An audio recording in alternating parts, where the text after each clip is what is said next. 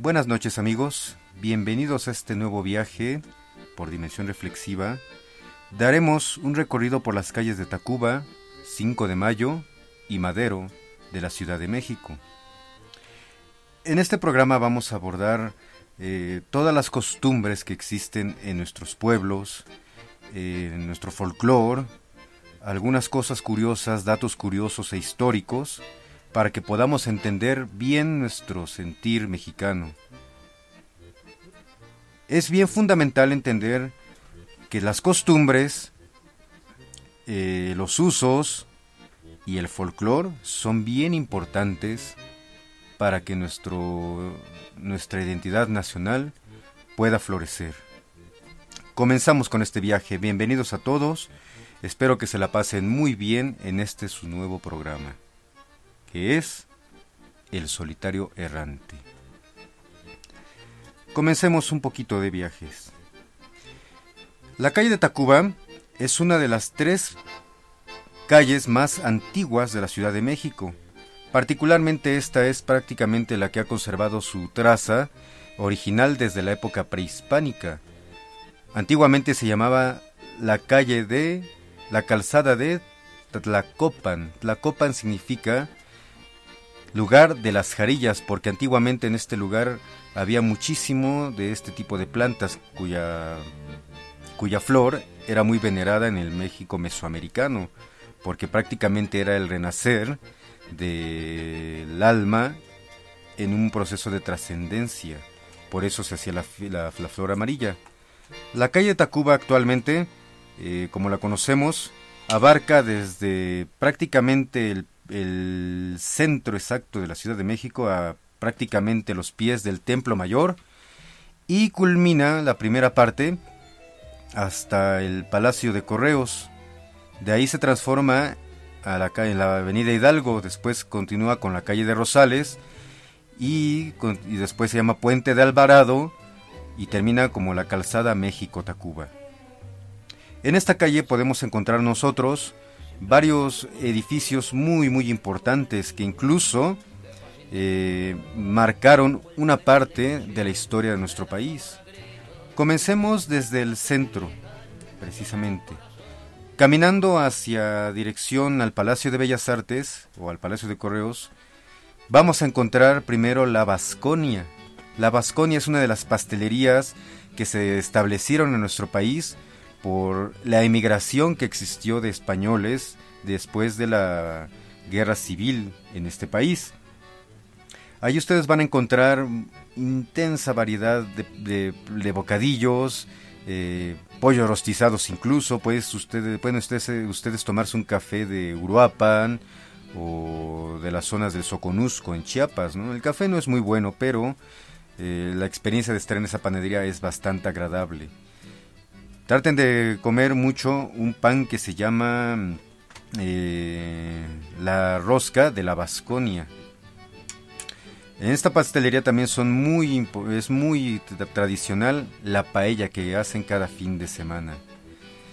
Caminamos unos pasos más, vamos a encontrar prácticamente a lo que se dedicaron durante siglos en este lugar, que son los perfumistas.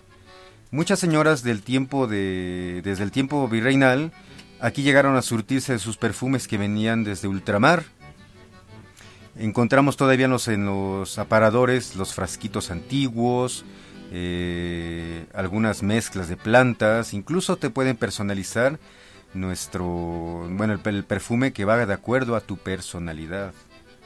Durante toda la calle ustedes van a encontrar un trajín de ir y de venir de muchas personas. Es una arteria demasiado importante y muy transcurrida, no tanto como las otras que son paralelas a ella. Sin embargo, en esta calle pueden encontrar ustedes lo que realmente es la esencia de la Ciudad de México. Exactamente en la esquina de Palma existen varios locales de compra y venta de oro que durante siglos se han dedicado a eso. Conozco a unos familiares, prácticamente unos judíos. Ellos se apellidan Rosano. Ajá. Ellos son los que mejor te pueden pagar el oro. Si ustedes quieren ir a vender con ellos están exactamente en la esquina de Palma y Tacuba. Son la familia más ancestral. Ellos te pueden llevar a muchos lados. Ellos incluso te pueden platicar las historias que suceden ahí. Y ellos me contaron precisamente la historia que a continuación les voy a relatar. Siguiendo después de la Vasconia, como a 2 cuadras aproximadamente, se encuentra el famosísimo Café de Tacuba, que según la historia más contemporánea dicen que el grupo Café Tacuba se puso ese nombre en honor a que fue las primeras personas que les dieron la oportunidad fueron los dueños de esta cafetería. Sin embargo, esta cafetería es bien importante porque en ese lugar exacto fue donde los españoles fueron descubiertos en la huida, en la llamada La Noche Triste. En ese lugar, según la tradición, dicen que una mujer que estaba recogiendo agua del lago vio cómo sigilosamente los españoles salían por esa calzada que prácticamente los iba a llevar al reino de Azcapotzalco con los tepanecas, que eran aliados de los españoles. Esta mujer, al verlos, empieza a gritar: mexicas, mexicas, vengan a mí. Los españoles están huyendo. A los españoles les llamaban teules, que teules significa el apestoso. Ajá, porque ellos olían mucho, porque ya sabrán, ¿no? Eran gente que venía de ultramar, no habían tenido ninguna medida de higiene, entonces imagínense a lo que apestaban. Venían cubiertos de metal, con un ropaje bastante grueso, para poder soportar los combates. Ya se imaginarán a qué apestaban, ¿verdad? Quisiera que nos comentaran un poquito sobre cómo se imaginan ustedes el aroma que los españoles tenían en ese entonces, después de un mes de recorrer todo el territorio nacional, bueno, desde Veracruz hasta la Ciudad de México, sin bañarse, sin contar que desde Cuba venían de la misma manera. Bueno, dejemos este asunto por la paz, coméntenos. Y los mexicas, los guerreros, se aproximan hacia ellos, comienzan un pequeño combate exactamente frente al Café de Tacuba, y muchos cayeron ahí, murieron porque llevaban cargamentos de oro, piedras preciosas, todo lo que habían sacado del palacio de Moctezuma. Entonces salieron despavoridos de ahí, en una retirada totalmente caótica, rumbo al sitio de Popotla, donde se encuentra el árbol de la Noche Triste, en lo que ahora es la calzada México-Tacuba. En este preciso lugar, en el Café de Tacuba, hay 2 sendos mosaicos que inmortalizan este hecho. Se dice que en este sitio los caballos de Hernán Cortés se hundieron con el tesoro que él llevaba. Casualmente, en una de las excavaciones del Metro Allende, encontraron 2 tejos de oro que supuestamente son del tesoro que llevaba Cortés en las cuestas de los caballos. Bien, esta historia ustedes la pueden disfrutar si se toman un café express en esta misma cafetería. El café es delicioso, es muy bueno, el procedimiento es demasiado antiguo, como antiguamente se preparaban los cafés aquí en la Ciudad de México. Seguimos más adelante y vamos a encontrarnos con la Plaza Manuel Tolsa. Esta plaza fue hecha en honor a un arquitecto español que se dedicó a terminar muchos edificios que durante todo el virreinato nunca se terminaron, como la Catedral Metropolitana. Él terminó las bóvedas de la nave e incluso mejoró e hizo más sólido la cúpula de la Catedral Metropolitana, que es un monumento que tampoco se tienen que perder porque es el más importante de toda América. Fue construido durante 300 años, durante todo lo que duró el virreinato. En esta Plaza Manuel Tolsa podemos ver exactamente frente al Caballito, que es prácticamente la obra maestra de Manuel Tolsa, encontramos al Palacio de Minería, que antiguamente era la Escuela de Minas. Recordemos que durante todo el virreinato la actividad más importante de México era la minería. México solamente vivía de minería. La agricultura, la ganadería, todas las demás actividades económicas siempre eran para solventar las necesidades económicas y alimentarias de las gentes que trabajaban en las minas, sobre todo en las minas norteñas. Ajá.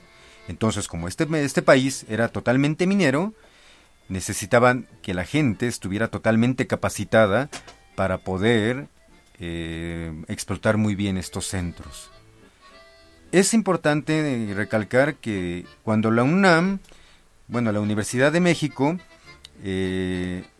crea en este mismo sitio la Escuela de Minería o la Escuela de Ingeniería que se llamaba en aquel entonces, adquiere en su colección varios minerales, sobre todo una extensa colección de meteoritas que podemos encontrar ahí. Incluso ahí podemos encontrar el meteorito más famoso de América Latina, que se llama Bacubirito. Lo podemos encontrar en el vestíbulo del acceso principal del Palacio de Minería. Después de que la Facultad de Ingeniería se muda a la ciudad universitaria, este recinto queda solamente para eventos culturales. Actualmente allí se festeja cada año la Feria Internacional del Libro, de Minería. Cada año ustedes pueden visitarla y van a encontrar lo mejor de las editoriales de nuestro país y del mundo. En este lugar, después de que se incendia la Cámara de Diputados, en 1908 se transforma en la Cámara de Diputados. Incluso el general don Porfirio Díaz en 1910 toma por última vez, en su último periodo, posesión de la presidencia de la República en este recinto. Enfrente, como ya lo mencioné, se encuentra la imagen del Caballito, mejor conocida como el Caballito, ¿no? Que prácticamente es la estatua ecuestre de Carlos IV, perdón. Discúlpenme un poquito. Ajá. Esta obra se ha conservado hasta nuestros días como un monumento de valor artístico.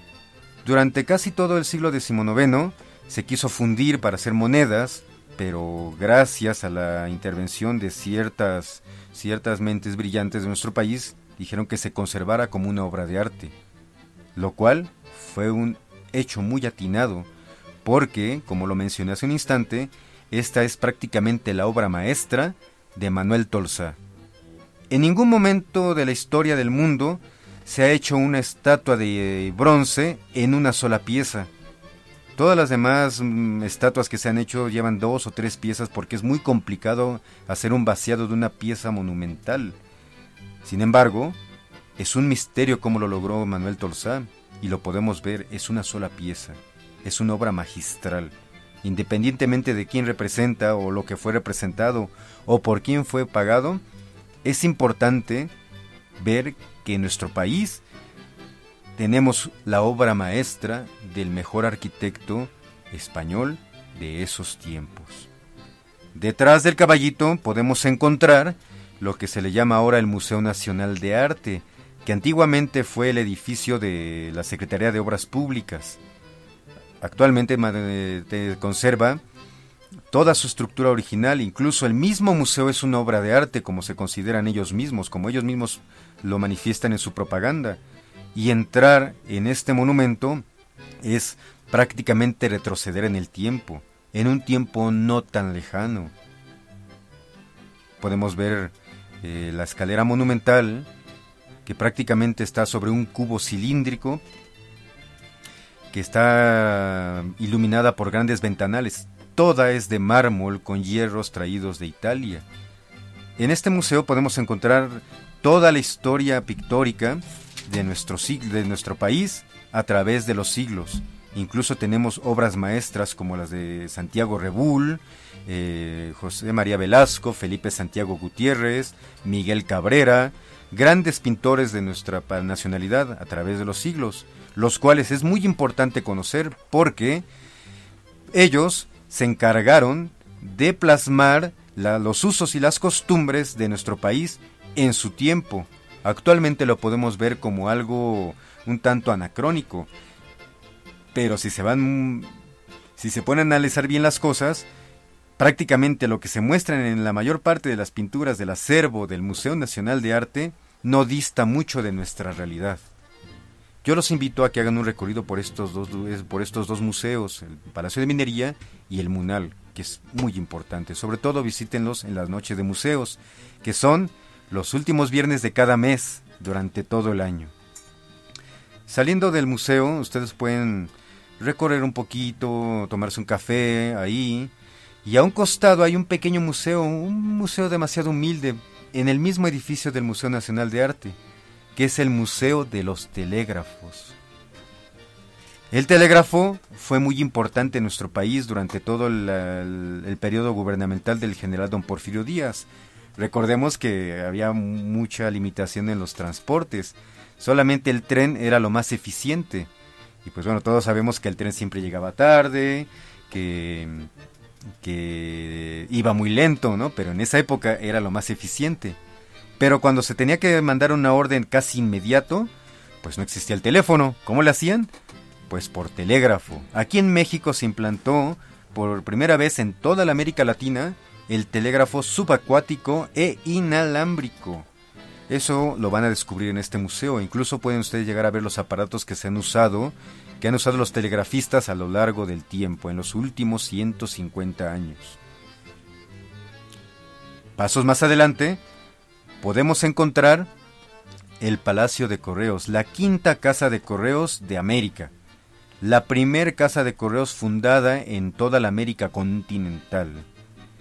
Este edificio fue diseñado por un arquitecto italiano que se llama Adamo Boari, el mismo arquitecto que diseña el Palacio de Bellas Artes, que antiguamente iba a ser denominado como el Palacio de la Ópera o Teatro Nacional.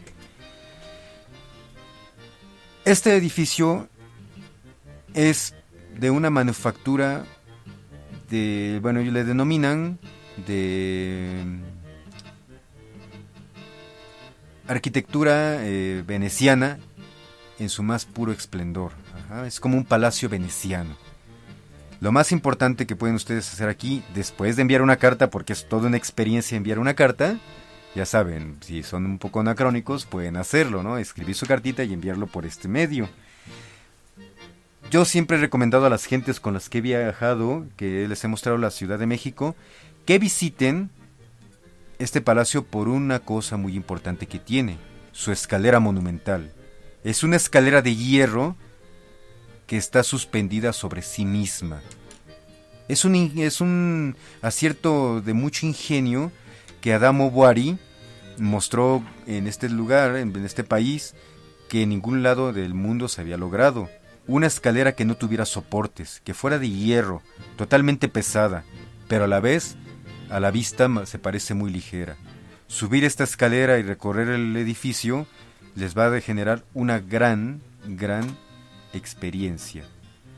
En los costados del patio, de donde está el cubo de la escalera, van a encontrar la historia de esta quinta casa de correos. E incluso este mismo palacio les ofrece un pequeño museo donde muestra toda la historia del correo en este lugar que fue denominado la Nueva España.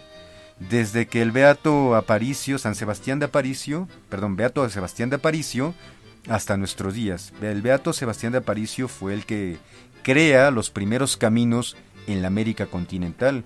Fue el creador de la llamada, del llamado Gran Camino Real de Minas, que venía desde el Estado de México, prácticamente desde Zacualpan, hasta lo que es ahora Ciudad Juárez, Chihuahua, recorriendo todo el país. Él lo trazó. Y obviamente ese era el tramo que recorrían los carteros. Bien, vamos a hacer una pequeña pausa, no nos dejen, por favor. Necesitamos que descansemos un poquito, que descansen ustedes y empiecen a imaginarse bien lo que hemos comentado hasta este momento. Regresamos en unos minutos. Gracias por su atención.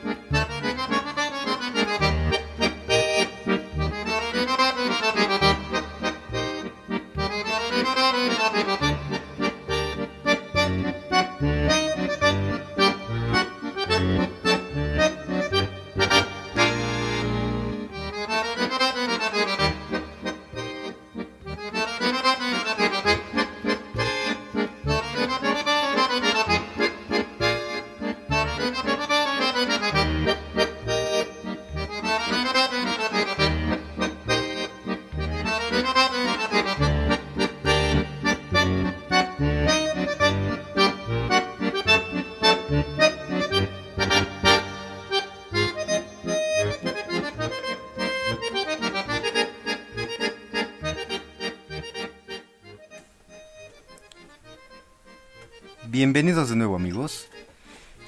Les recuerdo que mi nombre es José María Morelos García y estoy totalmente a sus órdenes para cualquier comentario, cualquier opinión, incluso sugerencias de algunos lugares que ustedes quieran conocer, algunas costumbres o alguna curiosidad que ustedes quisieran manifestarnos. Estamos totalmente abiertos a cualquier opinión. Bienvenidos. Continuemos, por último, con esta calle de Tacuba. Para los que no se quedan, para los que apenas acaban de conectar, estábamos hablando sobre Tacuba y los monumentos y algunos lugares emblemáticos, como Palacio de Minería, Munal, que es el Museo Nacional de Arte, la Quinta Casa de Correos, la Panadería La Vasconia y el Café de Tacuba. En el podcast ustedes pueden escuchar claramente lo que hemos mencionado actualmente. Bien, sigamos con este recorrido. Imagínense bien que vamos caminando por la calle y vamos a retroceder un poquito del Palacio de Correos hacia el Zócalo, y vamos a encontrar un lugar que durante muchos años se llamó el Casino Nacional. Este lugar durante muchos años también se llamó la Casa de Mármol, porque en toda su totalidad fue construido con mármol de Carrara. Es el primer monumento en México que se construye con este tipo de mineral, mucho antes, obviamente, que el Palacio de Bellas Artes. Incluso el mármol que tiene esta casa es más puro que el que tiene Bellas Artes. En este lugar cabe destacar que fue el primer sitio donde se instala la judería en el país. ¿Qué es una judería? La judería es prácticamente la reunión de los pueblos, de los ciudadanos del pueblo hebreo que se llegaron a establecer a nuestro país, o sea, judíos. Ellos necesitaban un lugar donde reunirse, platicar de los acontecimientos que sucedían en sus territorios o problemas familiares, incluso recibían correspondencia en este lugar. Era prácticamente como un club. Las juderías son un club de judíos, vaya, ¿no? Por así decirlo. Aquí ellos tuvieron prácticamente toda su actividad comercial, que después se pasó a la calle de Palma, ¿no? Aquí ellos traficaban con minerales, vendían ciertos artículos de primera necesidad a los ciudadanos, como telas, como perfumes, vuelvo a recordarles. Y de aquí, pues bueno, ellos mismos se implantaron el juego, por eso se llama ahora el Casino Nacional. Es una sede alternativa a la Feria Internacional del Libro de Minería. Incluso aquí actualmente se conserva un museo sobre la tortura a través de los siglos. Es el Museo de la Tortura. Entonces pueden visitarlo. El museo cobra alrededor de 50 pesos, pero el recorrido es bastante amplio y muy muy generoso. Además de que van a visitar la casa por dentro, no hay ninguna restricción. Bien, con esto concluimos nuestro primer recorrido por la calle de Tacuba. Caminamos en dirección hacia el eje central, damos la vuelta a la mano izquierda, caminamos un poquito mirando lo que es uno de los costados del Palacio de Bellas Artes. Lo podemos admirar también. Después mencionaremos en otro programa cuál es la importancia histórica de este monumento. Llegamos a la esquina entre Eje Central y 5 de Mayo y damos la vuelta hacia la izquierda. Caminamos un poco y nos vamos a encontrar con una cantina de las más antiguas, fundada en 1877, si no mal recuerdo. Este lugar se llama Bar La Ópera. Es un lugar bastante peculiar por muchas razones. Conserva su mobiliario original de la época.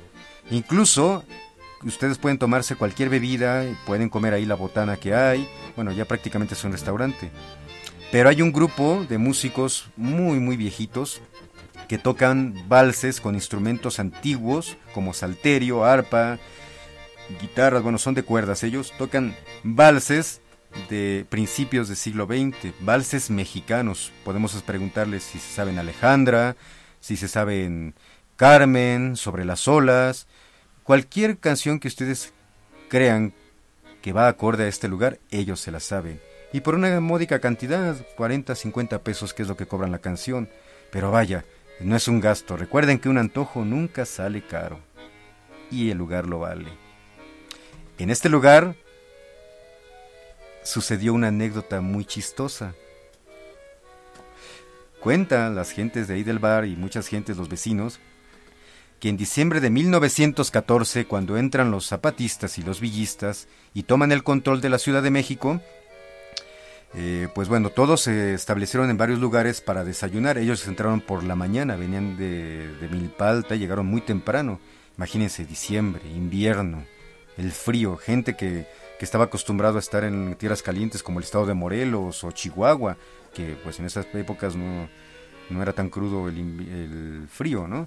Bien, se cuenta que de repente los villistas, los soldados villistas, los dorados, comenzaron a tomar y empezaron a hacer desmanes ahí en este lugar, empezaron a romper vasos, uno que otro espejo. Entonces alguien va de chismoso con el general Villa y le dice: oiga, general, mire, que ya los soldados están saliendo de control. ¿Cómo es eso? Se acerca al bar y ve todo ese desastre, y Villa lo que hace es ¡pam!, da un tiro al techo y les dice claramente: el siguiente tiro va a ser para el próximo que siga haciendo desmadres. Ustedes son mis hijitos y mis hijitos se tienen que portar bien. Así me lo contaron y yo así se los cuento. Actualmente el orificio que produjo esa bala se encuentra en el cielo del techo. Y también pueden ustedes hacer un recorrido a ciertas horas del día. Los empleados del bar lo atienden a uno muy amable, sin ningún costo alguno. Solamente la única restricción que ponen es de que la mesa donde está, que está por debajo de ese hoyo, no esté ocupada. Ya saben ustedes, la discreción, ¿no? Las cosas de cantina, vaya, ¿no? Entonces vayan ustedes temprano por la mañana y pregúntenles: oiga, ¿dónde está el balazo? No, pues que está ahí. Ya los llevan y les enseñan. Algunos pensarán que no es nada del otro mundo porque solamente es un hoyo en el techo, ¿no? Pero ya cuando conocen la historia pueden darle una importancia a ese orificio en el cielo raso de este bar. Ya después de que nos tomamos nuestra cervecita ahí, ya salimos un poco mareados, nos podemos poner a caminar sobre la calle. Esta calle estuvo cerrada durante muchos años por el Teatro Nacional. El Teatro Nacional también fue llamado el Teatro de Santa Anna, porque en ese lugar fue donde el presidente Antonio López de Santa Anna hizo el concurso para saber cuál iba a ser nuestro himno nacional.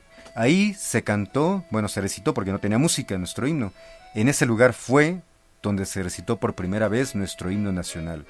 Era el poema Mexicanos al grito de guerra, que es nuestro himno actualmente, ¿no?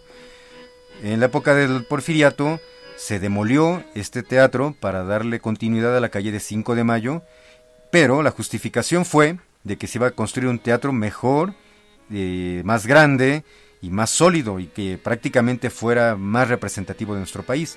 Claro, es el Palacio de Bellas Artes, que pues de cierta manera sí es más representativo de nuestra cultura mexicana, ¿no? A pesar de que está hecho en una corriente francesa, que es el Art Déco, pero los elementos son totalmente mexicanos. Visítenlo cuando anden por ahí. Una vez que demolieron este teatro, pues los terrenos que quedaron baldíos se empezaron a construir.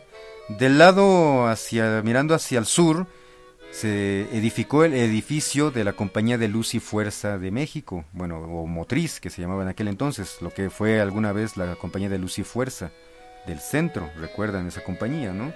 Que desapareció no hace mucho. Este edificio muestra en los frontones superiores de tal un par de leones con unas musas, los cuales representan la fuerza motriz, el coraje, que prácticamente, pues bueno, como esta empresa fue creada por unos empresarios alemanes, los hermanos Henkel, que son muy conocidos en Toluca, entonces ellos decían que el mexicano era fuerte, era tenaz, y esa energía superaba incluso la misma energía eléctrica. Esas alegorías la podemos ver exactamente en el frontón de este edificio. Bien, enfrente, también en los terrenos que quedaron de baldíos después de la demolición, se crea una tlapalería que se llama La Palestina. Es un edificio en Art Nouveau. También está revestido con unos mármoles que traían del Cerro de Tenayo. La piedra es muy interesante, ustedes la pueden apreciar ahí.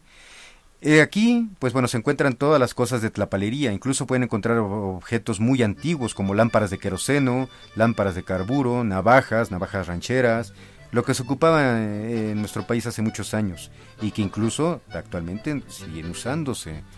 Obviamente también encuentran productos más contemporáneos. Este lugar tiene una particularidad. En el zócalo que circunda todo el edificio hay un barandal